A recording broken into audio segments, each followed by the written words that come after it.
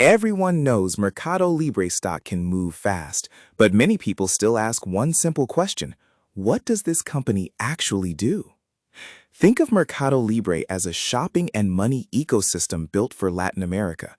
It started as an online marketplace, basically a digital mall where sellers list products, buyers shop, and Mercado Libre adds trust, payments, and safety.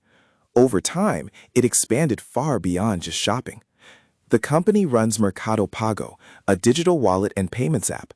People use it to pay online or in stores, send and receive money, save, borrow, and help small businesses accept card and QR payments. In regions where traditional banking access has been uneven, this matters a lot.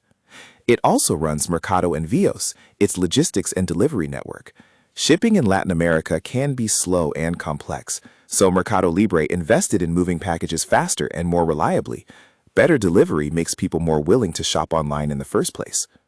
All of this connects into a loop. More shoppers attract more sellers. More sellers buy ads to get noticed. More transactions push more volume through Mercado Pago.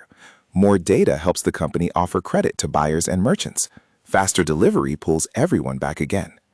This is why investors pay attention. In its latest quarter, net revenue and financial income reached $8.8 billion, up 49% year over year. Mercado Pago reached 83 million monthly active users. Those numbers suggest the ecosystem is still scaling. Who might consider this stock? Growth-focused investors who believe Latin America's digital economy is still early.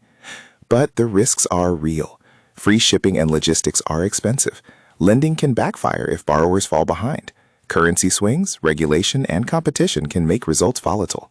So the real question is not just can Mercado Libre grow, it is whether it can keep that growth while staying in control of the risks.